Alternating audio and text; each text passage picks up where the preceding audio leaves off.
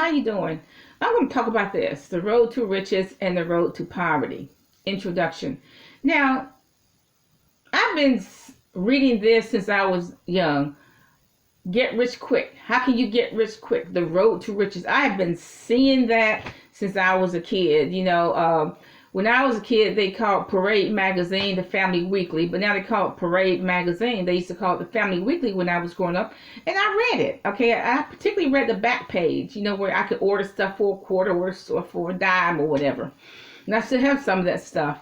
But, there was always get rich quick scheme. There's always, you can do this to get rich quick. I've been seeing that since I was 11. And so I'm still seeing it. But now I'm seeing videos on YouTube, how to get rich, rich, rich. Okay, see, the problem with that is this. If you get rich, what are you going to do with the money? You don't know what to do with the money. So what are you going to do? You're not going to save it. You're going to spend it. And there are a lot of people who are called misers. They don't know what to do with the money either. So they have the money, but they just save it all. So, even though they live very raggedy in their lifetime, they have, millions of dollars in the bank. So a lot of times people don't know what to do with money. But see, if there's a road to riches, there has to be a road to poverty. In other words, if you do certain things, you're gonna fall into poverty. And actually, in my opinion, 98% of us fall into that category, the road to poverty. Okay, 98.9% of us fall into that category, the road to poverty. We do a lot of things that's gonna make us poor. What about the professional athletes? They got $2 million coming in, $2 million coming out. They poor. They're clinically poor. Okay? So if there's a road to riches, which everybody's talking about because that makes us very excited, there has to be a road to poverty. So what does rich mean? That means that you are well provided for.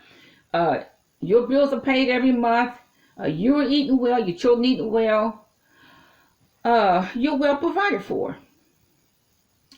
Poverty means you're not well provided for. You don't have your daily needs, your daily, monthly needs are not met. You don't have a good house. You're not eating well. Your children are not eating well. You don't have decent clothes. You don't have enough money for anything. And actually, like I said, 98.9% of us are poor. Okay? So biblically speaking, there's things you can do. I mean, I've read it in the scripture. There's things you can do to make sure you're rich. There's things you can do to make sure you're going to be poor. That will guarantee you're going to be, God said you're going to be poor if you do these certain things. And that is in the scripture. Now, Will Smith was poor. He admits that. He didn't pay his taxes. He had to borrow money. He just admitted it. He had to borrow $10,000 from a drug dealer. And then when he got the part, they took 1/3 of his salary. So he was poor until he paid Uncle Sam back. We all thought he was poor, but he wasn't. We always thought he was rich, but he wasn't. He was poor. Red Fox died poor. Sammy Davis Jr. died poor. There's just a whole lot of people. Burt Reynolds died poor. He was Mr. Box Office. Burt Reynolds used to be Mr. Box Office. I remember Smokey and the Bandit, Deliverance, etc. He used to be Mr. Box Office. He died poor. Why? Because he never understood money. He never understood that 4 quarters equals $1. He never understood that. So if there's a road to riches, which I've been reading, and even that is on YouTube, what are you going to do if you get rich? What are you going to do to get rich? What are you going to do if you get poor? But I'm telling you, the problem with riches and the problem with money are universal. I mean, I watched the videos from Korea to Pakistan, all around the world. I study poor people, and we all do the same things wrong. All of us do. But the first thing I'm going to say that we all need to do is buy land.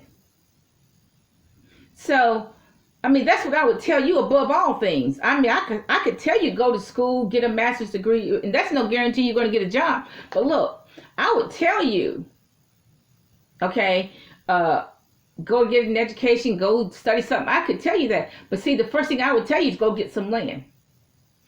Because look, if you lose your job with Verizon, therefore you will lose your apartment. Okay, so you need somewhere to park your car. If you're going to live out of your car, you need somewhere to park your car. Okay, you can't park on a courthouse because the police are going to say something. You can hardly park in the park system because the police may say something there too. Walmart is getting strict. So there's not many, you run out of places to park if you're living out of a car. I sympathize with you. But what I am saying, it is hard to find a place to park. What I am saying, the first thing I would tell you is to go buy some property. Whether you're rich or poor. Go buy a lot, one lot. Dirt cheap that is under $1,000. They are out there. But you have to find them. Okay, like I said, I made a video about tax delinquent property. Okay, but see, that's the first thing I would tell you, rich or poor. You do not borrow. You do not borrow to buy a lot. You pay cash for that thing. You save your money until you can pay cash for it. So if you can park on it, you can just show the police, well, I own this lot. That's why I'm parked on it. So if there's a road to riches, biblically speaking, there has to be a road to poverty. So that's what I'm going to talk about. Have a nice day.